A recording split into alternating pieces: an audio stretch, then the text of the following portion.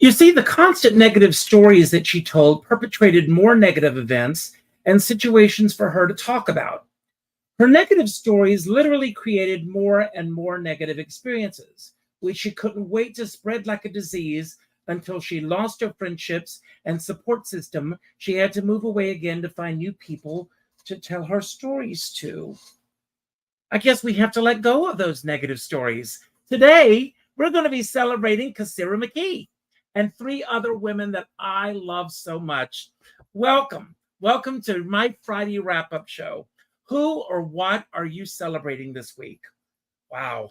What a week. This world, this country, there's so much going on in the world. But my hope is that for the next hour, you're going to try to put some of those negative things away, and we're going to focus on the positive. Today is National Mentors Day, and I'd like to talk about my very special mentor. When I was a kid, this woman, Miss Florence Theodora Epps, I've talked about her before, she took me under her wings. I used to go to her house. This is her house on Main Street in my hometown, and in her backyard, she had a playhouse. And we would go in the playhouse every Wednesday and Thursday afternoon, and we would read from the classics, or we would just do scenes from great plays and wonderful biographies.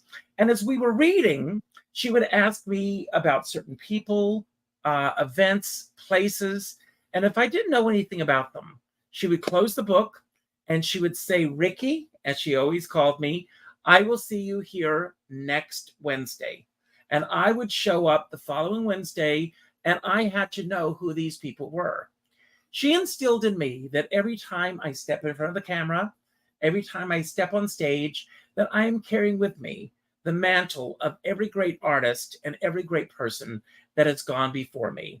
And I try to do that in all that I do. I want to thank you all for being here today. And I see that my dear friend Tasha is here. And Tasha, I asked her to pick a number, 1 through 4.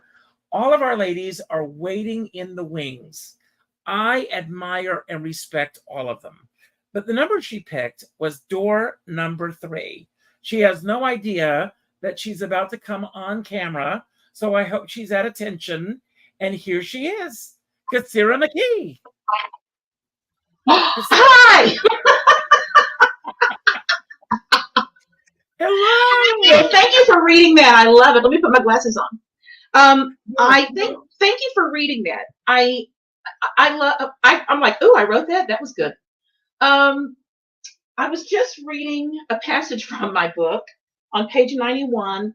It's the chapter on thoughts and why we hold on to thoughts and feelings. Bruce Lipton once said, and this was several years ago, I dare say the percentage is higher now. Bruce Lipton said that 70% of human being thoughts are negative. Think about that for a minute. And, you and I are both empaths. And this is a really tough climate to be alive in right now as an empath. I'm not kidding you. And you said, you asked, what are we thankful for today? I'm grateful today for my own peace and quiet and harmony.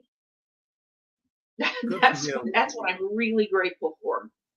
Well, today is National Mentors Day. Right. And I want to give a shout out. I mentioned Florence Epps, Miss Epps, who was my mentor when I was a kid. But I'm working now with Patrice McKinley. She's a career coach. I highly, highly, highly recommend her to anyone who's watching. She's really turning my life around, and she is amazing. But Cassira, I also consider you a mentor because I learned so much from your book. I've learned so much from our friendship, getting to know each other. And I want to ask you, is there a particular mentor in your life that stands out above all others that really changed either the trajectory of your life or really put you on the path that led to where you are now, whether it be spiritually or with the work that you do? Who was that person? I have many. As a kid in middle school, junior high, high school, I had music teachers that were mentors. They all encouraged me. They were very encouraging.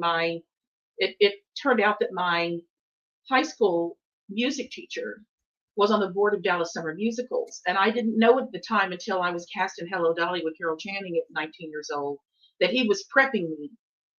He was prepping me to get, you know, to get a gig of, you know, a Broadway type gig quickly. Mm-hmm. And I'll never forget how much he trained me. And he was really hard on me. I'm not going to kid you. And you know, I've been practicing Nichiren Buddhism for 35 years. Nichiren Daishonin is a big mentor. Daisaku Ikeda, the lay leader of our worldwide Buddhist organization, a huge mentor in faith. And I've had a lot of spiritual mentoring and artistic mentoring, and now I'm mentoring myself now. I'm mentoring my spirituality now and my artistic thing. What I'd like to offer is that, you know, as you know, we had for many years until recently Dallas Summer Musicals here in Dallas. Dallas Summer Musicals began in the opera started in 1941. The musical started in the 30s, and so started Dallas Summer Musicals. It is now, you know, headed most of those years by the great Tom Hughes. Now it is Broadway Dallas. We are a member of Broadway across America, and it's now called Broadway Dallas. Before, just a few years ago, before it became Broadway Dallas, we had the program. It's called something else now. I don't know what it's called, but because I don't do it anymore. But we had Dallas Summer Musical High School Musical Theater Awards, which were part of the Jimmy Awards, you know, Mm-hmm. produced by the Nederlanders in New York. And I was a judge. I got to judge high school musicals, not just in Dallas, but in the surrounding areas.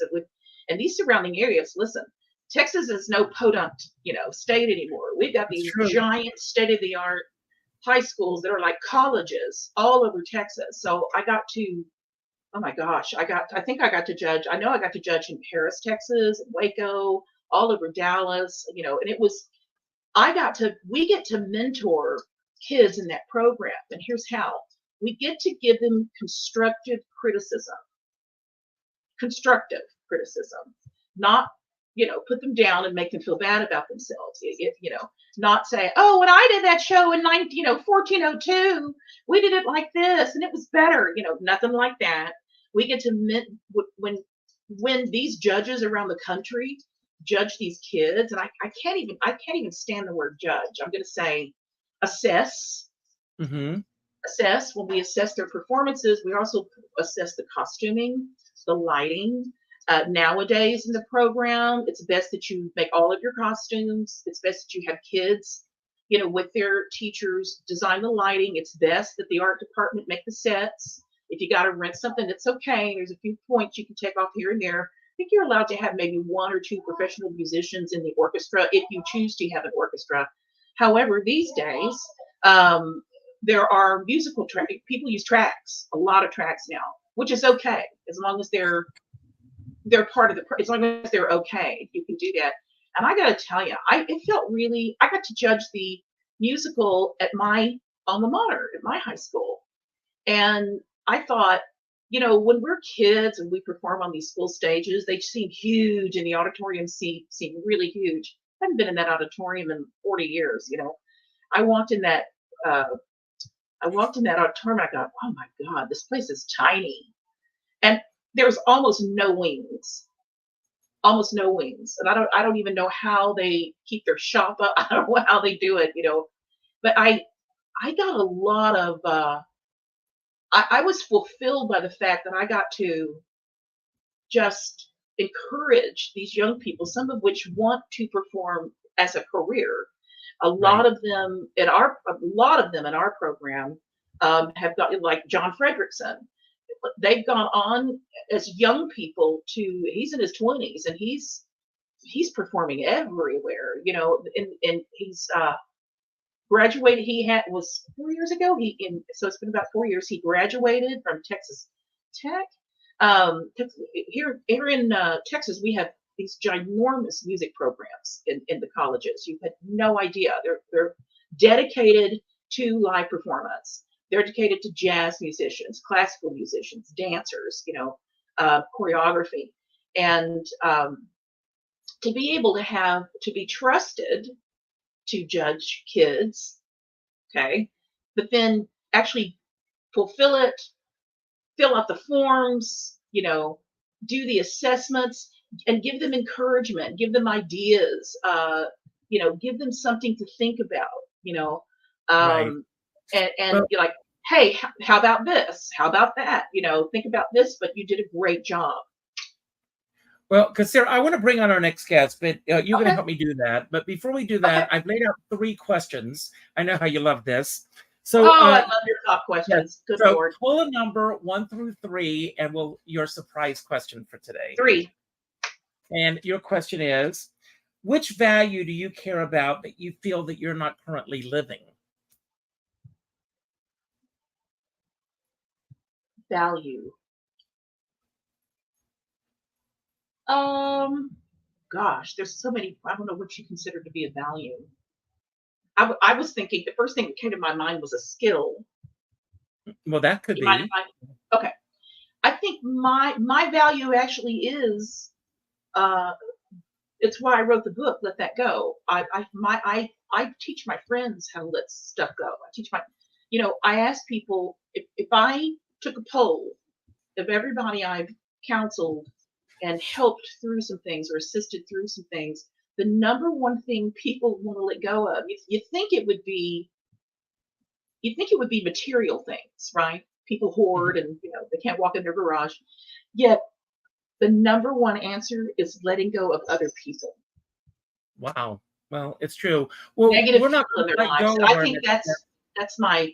I think how I let things go, and how I teach other people how to let things go. I think I'd like to do more of it. I don't think I'm doing enough of it, and I really think I'd like to mentor people in kind of the metaphysical department. Yeah, that's my value. Let's make sure that happens. So let's bring on our next guest. So Great. door number 1, door number 2, or door number 3, they're all waiting to come on.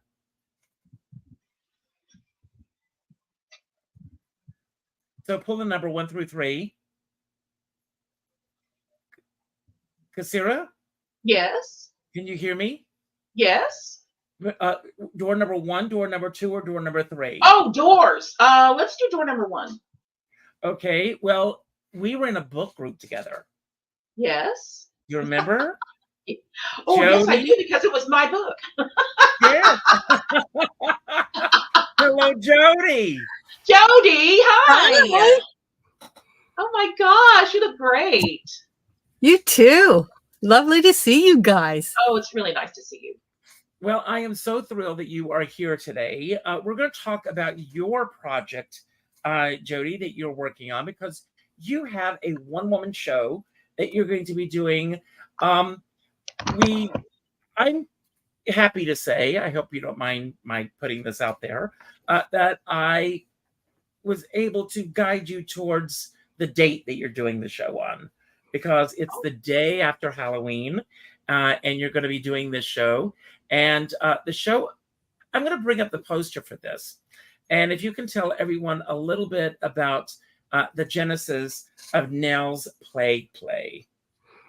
Absolutely. And it's very funny because actually the setting of the play is November the 2nd, 1616, which was a parallel for the year 2020 when I was writing it, because it came out of COVID. And my feeling of being an artist who's in a collaborative art form who could not go out, could not collaborate, and you were an actor without a stage, because this was before we all learned how to Zoom and all that fun stuff. And so it started that way. But I also, it's funny because it's Mentors Day. And one of my great mentors I had two, and they actually both walked me down the aisle. One was Bob Smith, who taught me a lot about Shakespeare. And the other was a wonderful man who used to head the Yale School of Drama. His name was Earl Gister. And he used to teach a lot of Chekhov. And when you didn't know what to do, Earl would always say, when you cannot change the what, change the how. And I always thought that was a brilliant, brilliant thing. And so when I was sitting here in isolation in 2020, I kept thinking, change the how, change the how. And so if you can't be out there on a stage, what can you do? And so I started writing. And then the writing developed into a Zoom project that I got a City Artists Corps grant for. And it was based on a Shakespeare quote that says, "Sweet are the uses of adversity." And so that's how this came about, because this was my use of adversity, of COVID, to write this. And so as I've been developing it over the last 3 years, I thought more and more things came into it. At first, it was just about COVID and isolation and how players can still play without a stage. And then it became also, when Roe v. Wade was overturned, I thought, I have got to address being a woman alone in a man's world and what that means. So that's, all of those things are kind of wrapped up in there. Well, we all know that, I mean, this is a one-woman show. There's really no such thing as a one-person show. You and I both know that, because there's a team of people surrounding you. Tell us a little bit about the team of people that are surrounding you with this particular production. I'm so excited because I have the most extraordinary composer, sound designer. His name is John Gramada.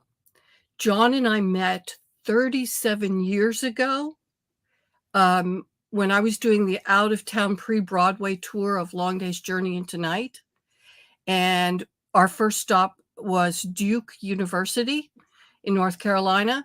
And John was a student there. And Sir Jonathan Miller at the time said, I think we need some transition music or sound or something. And someone actually said, "Oh, do you know John Gramada? Let me bring John in." And so that was his beginning in the whole sound design. He's now sound designed and composed for more than 40 Broadway shows. I know John very well, so that's he's great. Incredible. He has also been a Tony and an Emmy nominee, and he's a composer. And what I love is that he instantaneously can create some environment orally that puts you emotionally exactly where you need to go as an actor. Nice. And I didn't want, in this iteration, even though it's a staged reading, I didn't want someone reading the stage directions like, and now she moves to the door, and now she stands up. I hate that.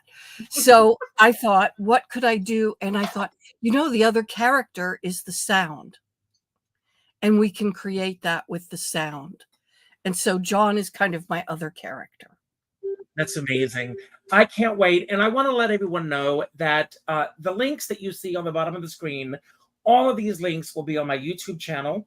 But if people cannot come to see you live, they can get a live stream of this. Yeah, it's part of the Days of the Dead Festival at Frigid, New York City.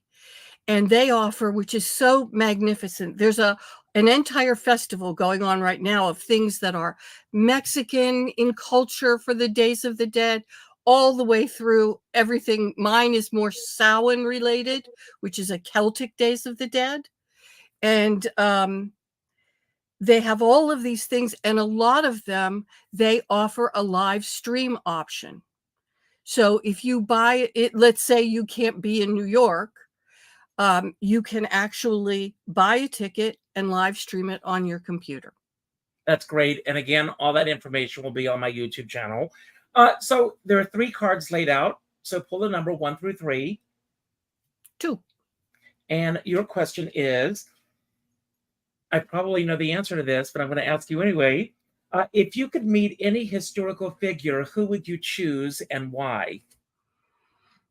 Probably Shakespeare. I thought so. Yeah. Because I would like to know, too, now as I've been digging into this, who were the women in his life that influenced those characters, even though they were all played by boys or men. I would like to know. I mean, I've made some decisions in my writing, but I would like to know what that was. That's Who great. those people were that influenced him and made him see women in a way that most other writers have not. Wonderful. Well, you are going to bring on our next guest. So pull either door number 1 or door number 2. 2. And she also has a show. I'm going to assume, I could be wrong, and she will correct me if I am, about probably one of her mentors, and that's Mardie Millit. And she has a new show called Sorry Grateful, one Sondheim story in letters and song. I can't wait to see this. And Eric Michael Gillette as her director. You couldn't get anyone better. He is just the best. And Mardie, welcome to the show. Hi. Thank you for having me. I'm in such august company here. Well, Very honored to be here. We are as well. And so thank you for being here. Tell us, first of all, is Sondheim a mentor? He definitely was and remains a mentor of mine. I wrote him a fan letter when I was 13 years old, and he was, as most people now know, he was kind of famous for always answering fan mail. And after he answered that first fan letter, I was audacious enough to write back again, and it turned into a correspondence that was pretty frequent in my teen years. So I had a lot of questions about his process, his craft, both lyrically and musically. I was studying classical music at the time, but I was always interested in the craft of lyric writing. It's one of the reasons I never wrote any lyrics, because I thought I'll never be as good as that guy, so I never even tried. But he remained a friend and a mentor, really almost to the end of his life. Toward the end, we were exchanging just a couple of letters a year. Once he became Mr. Big Shot, after the Pulitzer, after Sunday in the Park with George, when he sort of became the megastar that he was for the last quarter of his life, it was less. We wrote to each other less, and he answered every letter that I sent. I just wrote less because he was spread a lot thinner then. But gosh, without him, I don't know what the heck would have happened to me, Richard. I grew up in a town of 3,000 people, a depressed coal mining town in eastern Ohio, and I was this nerdy little fat kid with buck teeth who liked musical theater and books and used big words, and I was kind of friendless. I don't want to give away my entire show. No. There's also a lot of singing. I am so intrigued. I can't wait to see your show. But I want to go back to you writing that first letter. Yeah. And I even more excitedly when that first letter arrived. Yeah. I'm sure this is the show, but what that moment was like for you. It is. And I have that first letter somewhere, but I don't have the whole thing memorized. But you memorize the good parts of things like that. I know that I talked to him a lot about Sweeney Todd, because this would have been 1979 or 80. I think it was 1980. And Sweeney Todd was, had just opened, was still running. I guess it was about 2 years old at that point. And I had heard the cast album for the first time thanks to a schoolmate of mine.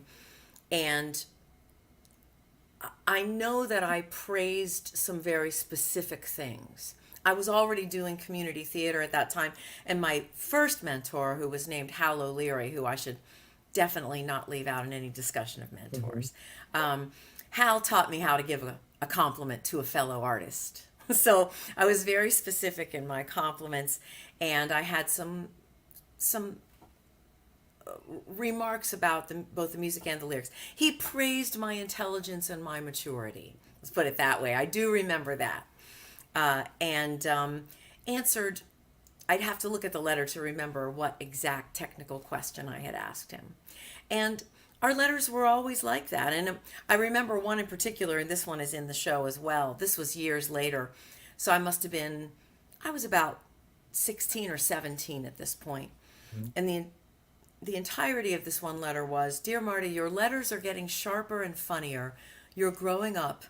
Isn't that nice?" As ever, Steve. And that was it. I have to tell you, those who know me know that I have, for years I've been chronicling the history of Hello Dolly. That's what originally brought Kasira and me together. But when Carol Channing opened in Hello Dolly on Broadway, her dressing room was covered with telegrams from people all over the world. When Bette Midler a few years ago appeared on Broadway, telegrams are a thing of the past. So that history is gone. And letter writing, correspondence, pen pals, those of us, I've got letters up in the attic from Miss Epps that after I came to New York, writing to her about every audition I was going to and everything. And the excitement that she was feeling for me would jump off the pages. Yes. Don't you feel that today's kids are really missing out on having that? Go ahead. Very much so. And of course, we can't tell them anything. What do we know? But I talk about this in my show as well, that by the time I was in high school and I was getting a letter from him like once every 3 weeks or so, I had this feeling of anticipation. I ended up going to private school. I was bullied so mercilessly in public school that my parents had to spring for private school. And I'm glad they did. And I ended up getting a great education there too. But my mom would pick me up at the end of the day.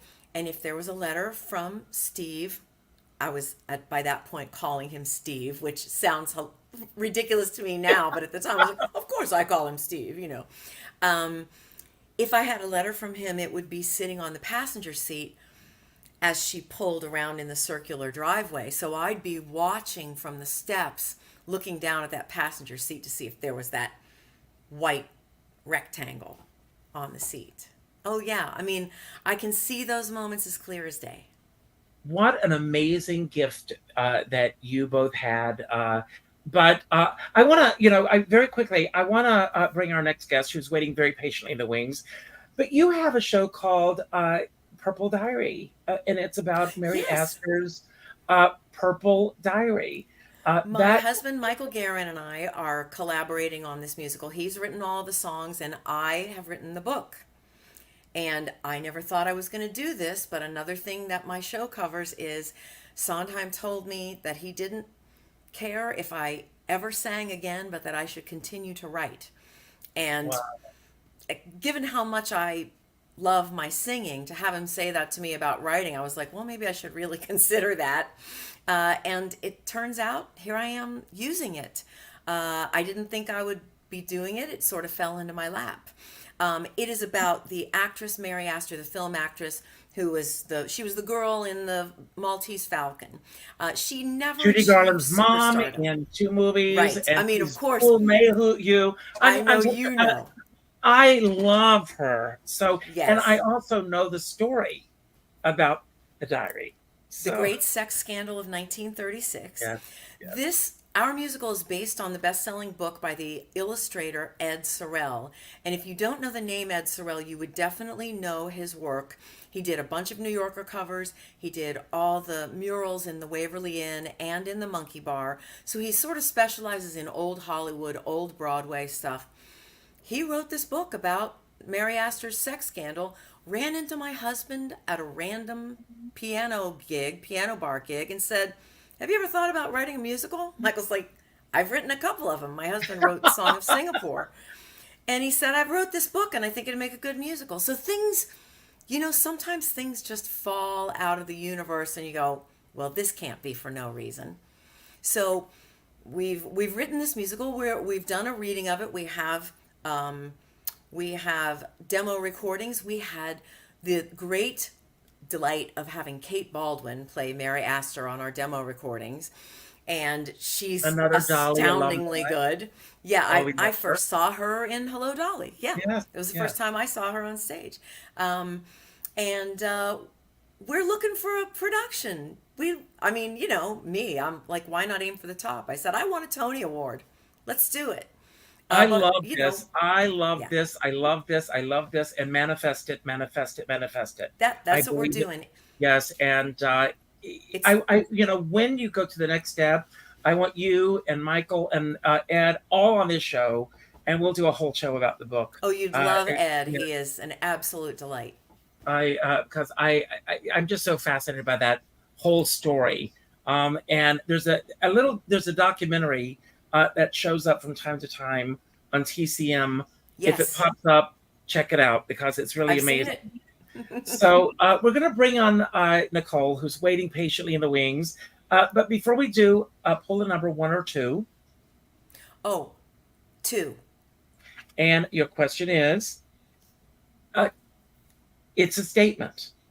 These make Okay. me nervous. Okay. Every day I will become more, fill in the blank.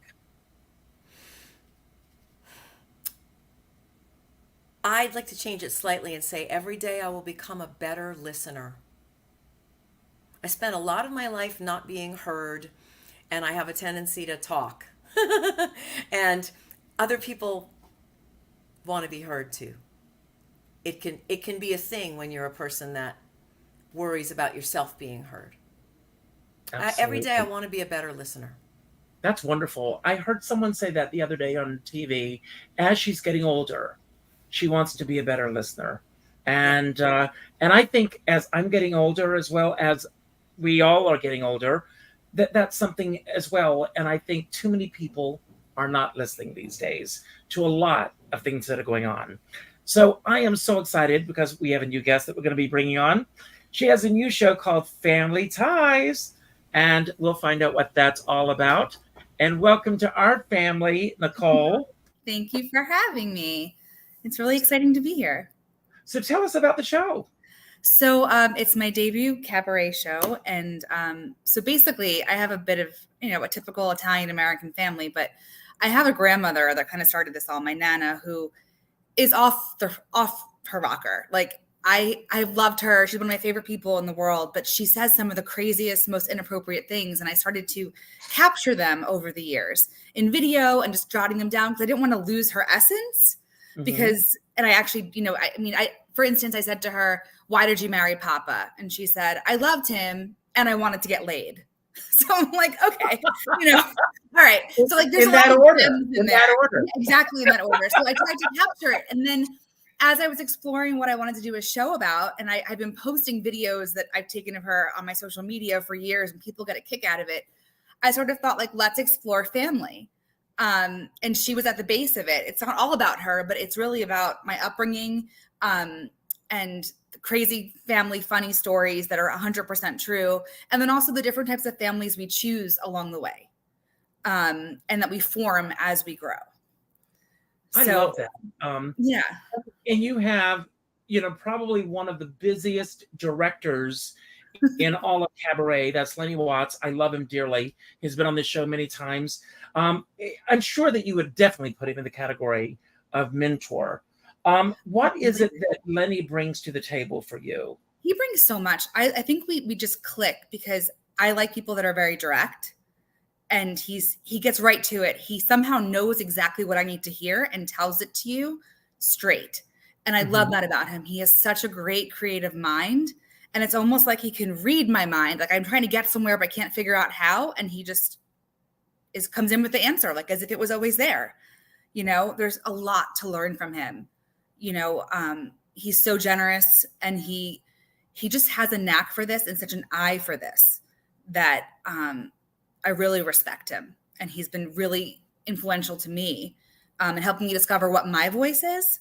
At first I just knew I like to sing. And I think that's sort of a problem when you come from a musical theater background and you're always slipping into other characters, but cabaret is about you and your authenticity. And so he really helped me shine a light on that and explore that. And I'm forever grateful for that. Now, Sean Patrick Murtaugh says you can't get more direct than Lenny. That he's why I got to cabaret. Sean is also one of my favorite artists that has come through the cabaret community. But I want to put you on the spot for a moment, Mardie, because when I went to see Sean's show, he singled you out as being the person who was really there for him and helped him through the ups and downs and everything. I mean, he really, celebrated you as a mentor. He's actually one of my mentors, and I think we mentor each other. Again, sometimes people fall into your life sort of sideways, and all you can do is just be grateful for them. Sean I'm going to go ahead and say, he's 18 years younger than me. And I think it's so important as we get older to be open to learning from people who are from a younger generation. I mean, not if they're dummies. He's not a dummy. But Sean taught me so much about the sort of the administrative side of the cabaret world. He would send me a text first thing in the morning. Today's the deadline for submitting your stuff for the blah, blah, blah. Tomorrow, don't forget to send your postcards to so-and-so. I mean, I'm ADHD. I always thought I was just a flake. I finally got diagnosed last year. I have severe ADHD. I still have to get all my stuff done on time, though. It didn't really help. But isn't it great to have someone who is out there looking after you, saying this is what you need to do? Because we need more of that. I have 4 siblings, but Sean is really like the little brother that I never had, that my own little brother who works for a pharmaceutical company was never really interested in helping me with cabaret stuff. So Sean is sometimes I call him my cabaret spouse. Sometimes I call him my life coach, especially when we're sitting at the bar at the West Bank Cafe together. And he says, I think we should have another round. I'm like, thank you, life coach. Good for you. Good. And today is National Pharmaceutical Buyers Day. And that's for really? all of those. Yes, that's for all. I know these things. That's for all the people who actually buy these things. And Casera worked in a pharmacy. Do you still work in the pharmacy, Casera? You're muted. I think you're muted. Here we go. Okay. I do not work in the pharmaceutical industry anymore, no. But it's for those people who buy, who actually buy the products that go on the shelves. But I want to get back to you, Nicole, for just a quick second, and then we're going to move on. You mentioned that this was your cabaret debut. Mm-hmm. And I know that you have an extensive theatrical background prior to this. This is Sandy, by the way. He wanted to come and join the fun. Well, mine is in the other room. I know. So just jumped on so why now to do a cabaret show? I've been wanting to do it. I've done a lot of singing and being guest in other people's shows, and it always gives me this rush, and it feels like it's the right place. Not in like a performing look at me way, but when I'm on a stage telling something personal to me, it feels like it's exactly the right place to be. Like everything comes in alignment. And I knew I wanted to do a show, and I was really looking to do one in 2020. And we know that everything came to a screeching halt. And it was really about finding the right time when it became a very practical question of like, who's comfortable going out? Who's comfortable sitting in a room? I did do a virtual fundraiser show, like a one-night thing, but it was really weird being in a studio, talking to people on Zoom. It wasn't the same connection. And that's really my thing, is connecting with people. So as soon as I felt like it was safe, in the sense that things wouldn't be closing down and people would be comfortable, I was ready to go. And so I started working on this early like in January of this year. Well, thank God. And thank God for your team and everything. So, as I mentioned at the beginning of my show, I'm a real proponent of Julia Cameron, who wrote The Artist Way. I do my morning pages every morning, and I read a lot of books about creativity, about the process, and everything. And so, I've got some questions that I have just pulled randomly that we're going to do like a round robin type of thing. I'm going to start with you, Kasira, and the question is, do you have a favorite audience interaction that you experienced on stage? And if so, what made that a favorite for you? And again, you're muted. I have Okay. two little dogs that are squirrely over here, and I just don't want you to hear them swirling around. As me as the center character, or the Anytime you've been on stage in front of an audience. well, my gosh, I mean, doing 2 tours with Carol Channing was woo. I mean, we were sold out in every venue for 2 years, and just hearing them shout and scream, that was lovely. But I think the most fun I've ever had was playing gay bars. I just kind of have it when it comes to the gay crowd, if you know what I mean. And I think that's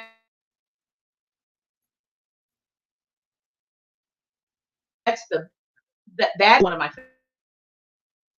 Great. Jody, if you were to, I mean, you've had the good fortune of sharing the stage with many great artists, and many of them have shared stages with you. But do you have a dream co-star that you would like to appear with, either past or present? And if so, what makes that person a dream co-star for you? Probably it would have been Katharine Hepburn, because I met her several times, and I think her curiosity was incredible. Mm-hmm. And also there's a story that at one point she was playing Cleopatra, and she brought all the famous Cleopatras to her house in Connecticut, and they all sat around for a week and ate and drank and talked Cleopatra. And that's all they did for a week. And that's the only people who were allowed to be there. And I just think to be in that kind of a process would have been so delicious. Wow. And I will say this, she also responded to her fan mail. Yes. But what she would do is she had a red marker and she would correct all the wrong punctuation and misspelling. And a dear friend of mine, may she rest in peace, you may have even known her, Mary Helen Fisher. And Mary Helen was a very dear friend of mine. And when she passed away, I have a couple of her letters that she left to me from Katharine Hepburn. But it's just funny with the corrections on it. For you, Mardie, a favorite moment, a favorite memory, or a favorite milestone that you've experienced on stage?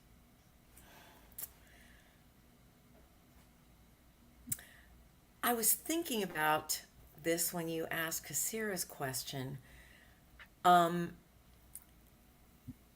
was a production I did many years ago when I was still out there doing musical theater, and this was almost the one that finished me off from ever auditioning for stuff again.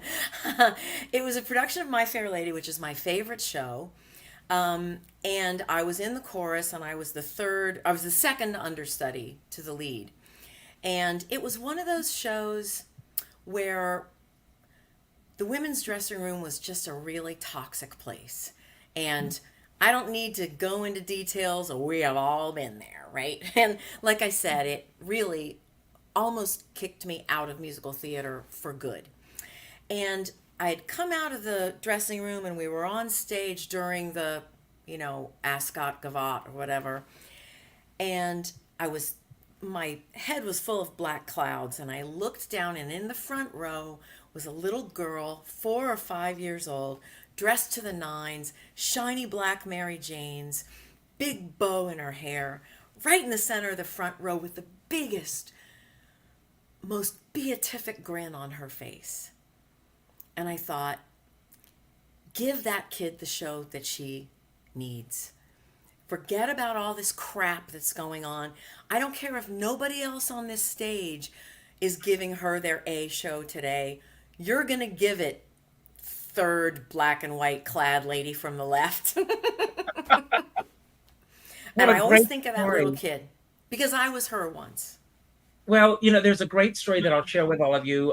Larry Kurt and Tammy Grimes were doing a tour of Jubilee, Cole Porter, and she had gotten bored with the show as it had gone on, and it began to show in her performance.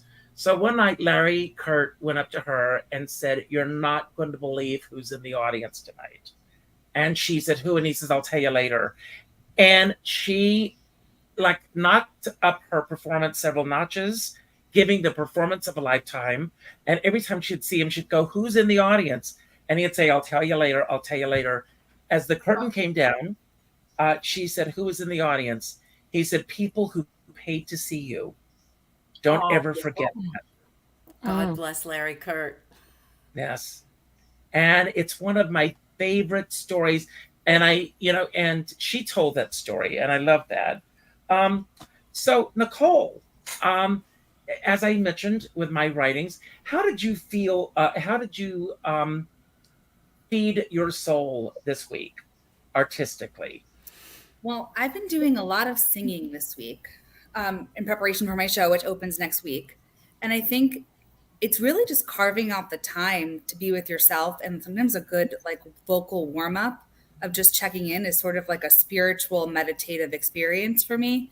So for me, it's always been when you have a crap day, I like to sing a song, and so for me, it's working on what I need to work on, but also not forgetting the joy and the fact that we have this instrument to use. We've been blessed with it, and being able to use that to get out all the emotions and all the junk we're keeping in our bodies. So that's sort of what I've been doing a lot of this week creatively. I love that. That's wonderful. Kasira, and I pretty much know the answer to this next question, but I'm going to pose it to you anyway. Where do you find your wisdom when it comes to your art?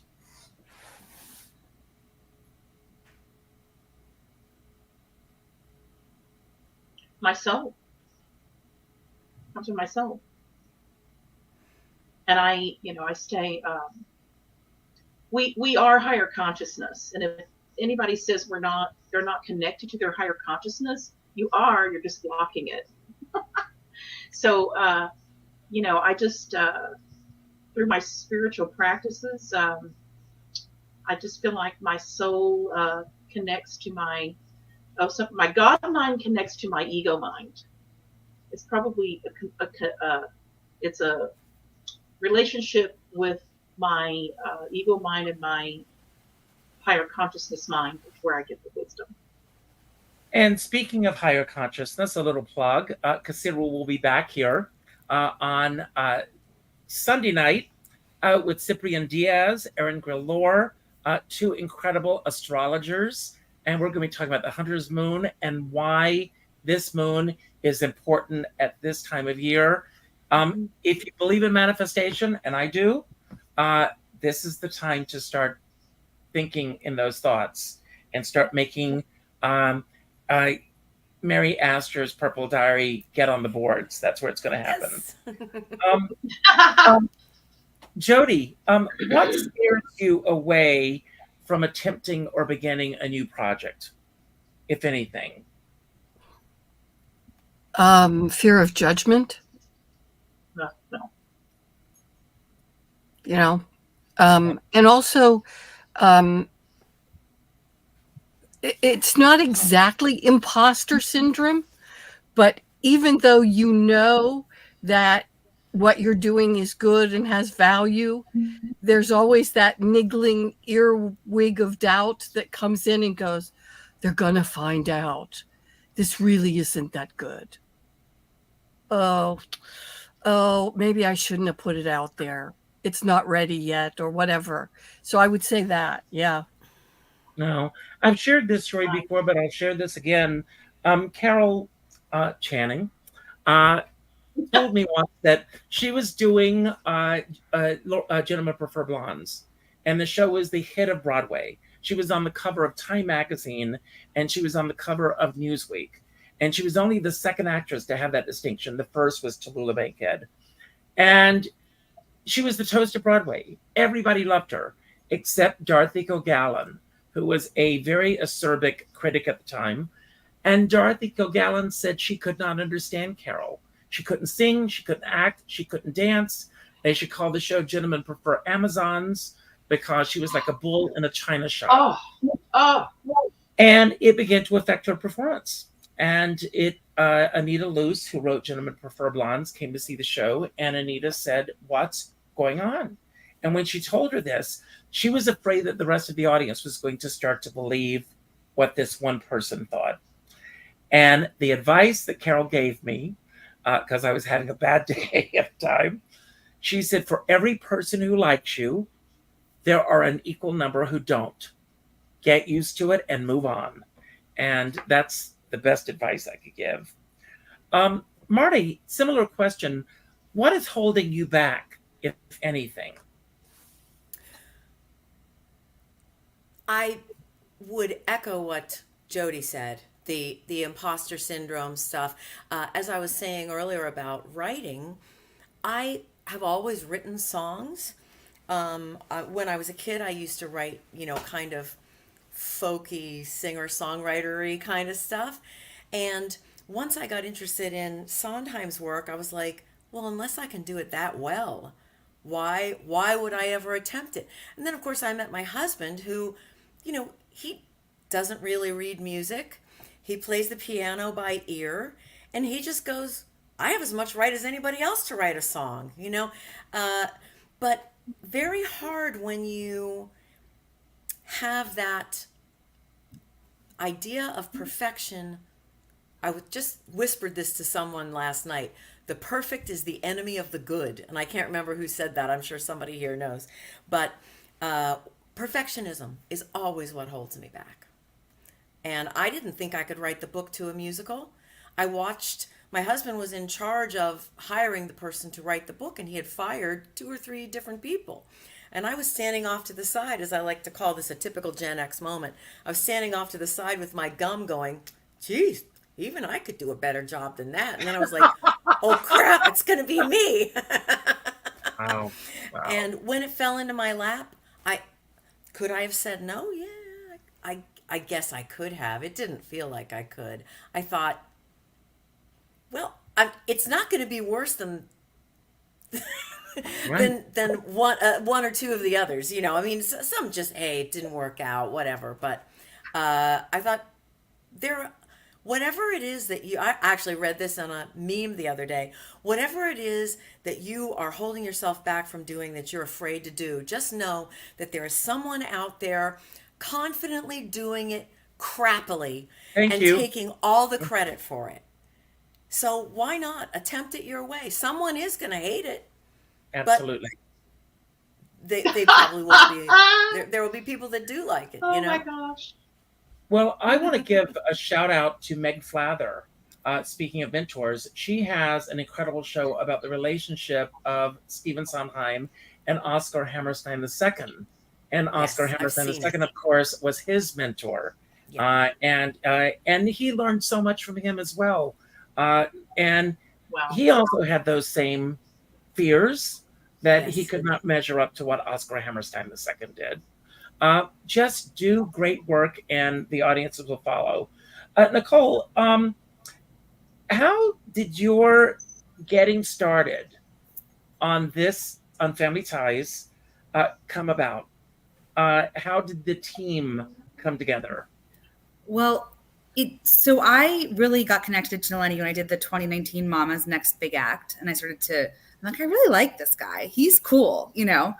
I like his sarcasm. I like that, like he's tough, and I like this guy. And then we worked together at the O'Neill. I was a cabaret fellow, and that's where I met Tracy, who I'd met several times before. bizarrely enough, I dug up a video from like 10 years ago where she was playing for me for something, but we never really got a chance to work together. So after having that experience, it became really evident that this is my team and these are my people and they get me and I respect them and they're so wildly talented. And it was just the right group. Sometimes it's about clicking with people, you know, and working with people that bring out the best in you. Well, I want to say that you all brought out the best in me today. I hope. I admire all of you so much for being out there, living your dream, putting the art out there. It's something that we have to keep doing that. And I want to thank you all for being here. But don't go anywhere for a moment because I'm going to give each and every one of you a chance to have your final word of the day. It could be about something that we spoke about that you want to build upon, something that we didn't talk about that you wish we had, or just any final message you want to leave everyone with right now. And I don't want to end on a sad note, but I do want to acknowledge what took place in Maine this week. And what's going on in Israel right now. When we first started hearing, when the massacre happened a couple of weeks ago, I was watching the news and I was seeing these images and I said out loud, I can't take this anymore. And just as I was saying those words, I realized that as I was saying that in the comfort of my living room, watching it from the comfort of my television, these people were living it. And it's important. There's something that, our new Speaker of the House said that I disagree with. He said the problem was not guns. The problem is that we have to change hearts. Well, we do need to change our hearts. And we have to realize that we are all more interconnected than we are not. Sarah mentioned earlier, we're empaths. We are empaths. We're all empaths, I hope. And I hope that, we will take the time, as Mardie said earlier, to listen. Listen to what's going on in the world right now. And anything that any of us can do to help anyone else in need, no matter what the level is, it's going to make a difference. I end every show by telling everyone to go out and do something nice for somebody else without expecting anything in return. I'm going to ask all of you on the show to do the same thing. Go to your Facebook friends list and the third name that pops up. Reach out with a phone call. Not an email message, not a text message, not a private inbox message, a phone call. And let that person know the impact that they've made on your life. And by doing so, you're going to make an impact on their life.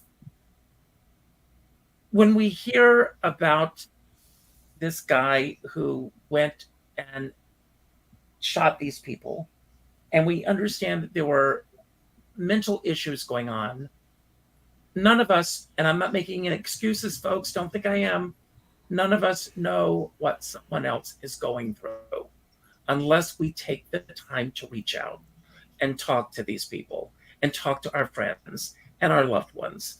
Everyone's going through something, and take the time to reach out. I have a dear friend, Sean Moniger, and he says we're all in the same storm, but we're in different sized boats. And I always say, I don't know what size boat you're on, as long as you have a skipper by your side. But then I'm going to leave the screen, and Mardie, I'm going to turn it over to you. And when you finish, you will pick the next person. Hopefully, Kasira's coming back, and then so on and so on.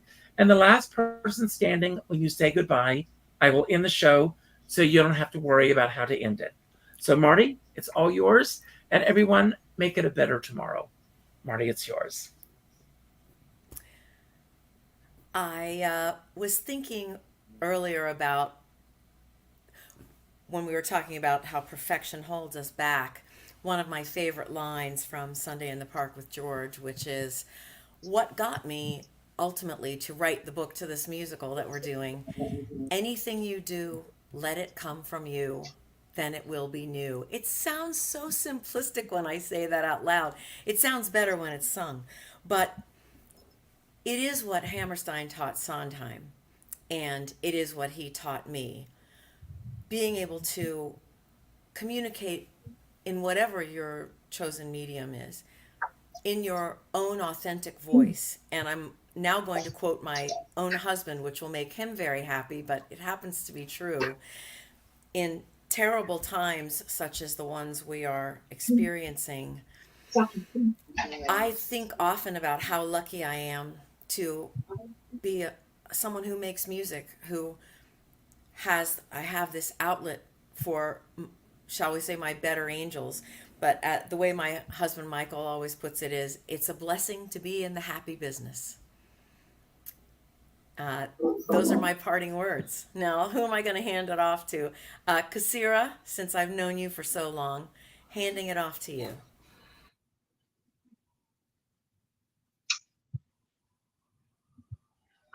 Thank you, Mardie. Gosh, I hope I get to see you in person again someday.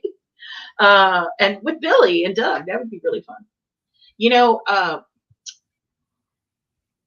Richard asked me about my mentors, and I did not have time to mention one of the biggest musical mentors in my life, and that's Gino Vanelli. He is, like, I call him my brother. He's my big brother. He's about 10 years older than me, maybe. And I'm going to say something because about reaching out to someone that you admire and you think you've learned something from them and you'd like to know them a little bit better and you'd like for them to know you exist. On a whim, in 2010, I think it was, or something, 2010, 2011, I reached out to the Vanellis because he was hosting his first vocal mentor and songwriting mentor class here in the U.S. He's done it overseas. On a whim, I emailed them I do a lot of dance music recordings and pop music recordings and R&B and all. I do everything, just about opera. And I sent them some dance stuff that I'd done, and they accepted me into the class. I worked my head off to get to Oregon. And I got to spend a week with him and 4 other people in his studio. And it was one of the most amazing experiences of my life. I got him here back to Dallas. We're really good friends. I drove them around when they were here doing a concert. And I got to sing Happy Birthday to him at the end of a concert in Austin. On his birthday, we presented him with a cake with the Italian flag on it. And I got the audience to sing Happy Birthday in Italian. Now that I think of it, that's probably one of the most momentous occasions I've experienced in front of people because he's so beloved by everybody that goes to see him. And I got to kind of share that with him. I'd like to encourage anybody out there. If you have someone you admire and someone who's encouraged you and they don't know it, reach out. Doesn't hurt. Write them a letter. Send them a message on Facebook. Find out how to contact them. And because you never, ever, ever know. You never, never know. Mardie told a great story about that. We've all told really great stories about that. I just want to encourage you, if you don't have a mentor or you have a mentor you haven't met yet, reach out and somehow connect with them. That mentor-disciple connection is everything, and you'll remember it until your last breath. Thank you, everybody. I'm going to hand it out to Miss Jody. Thanks, Kasira. The thing I've been thinking about a lot is that we truly don't know who we have touched through our lives. And it's funny that you just said that, Kasira, because I just got a Facebook message from someone from high school that I had not heard from in almost 50 years, saying that a performance of mine had moved him so much. So you never know when that's going to come back to you. But the thing I keep thinking about is in these crazy times, the only way I know as Richard was saying, it's so horrible you want to face the world. And the only way I know to do that is to create and put more love back into the world. And there's a wonderful Jung quote, I think, that all the evil in the world comes from not allowing people to tell their stories. And so I think not only Mardie had said about listening, and I think it's not only about listening, but allowing people to tell their stories. And now I'm going to hand it off to Nicole. Thank you. This has been such an inspiring conversation. So thankful to everybody. I'm leaving with so many thoughts and feeling so renewed in energy. I think that for me, I totally agree with paying it forward and letting people know how you feel. And for my 40th birthday last year, I decided to let 40 people who had influenced my life, I wrote them handwritten notes to let them know how they had influenced me and impacted me thus far on my journey through life, whether it was personally, professionally, artistically, creatively. And I did not expect to get any response. The point was just to send it out there and say thank you for all you've done for me. And to everybody's point about doing a random act of kindness, I did not expect to get anything back. And people were calling me, sending me messages that they were crying. They needed this. They were having feeling low about themselves or second guessing their profession, and getting this at the right time really lifted them up. So you never know how that one little act is going to trickle down and create a ripple and hopefully influence people positively. And I think for me, in the darkness in the world, there's a lot of darkness, but I think it's all about being the light. And I try to focus on bringing light to myself and light to those around me. And how can I spread kindness? How can I spread generosity whenever I can, whether it's a compliment? I always make sure to let people know how I'm feeling when they've positively impacted my experience, because my whole thing is about being a light in the world. And so that is my parting message. Try to be the light and go forward and spread your light.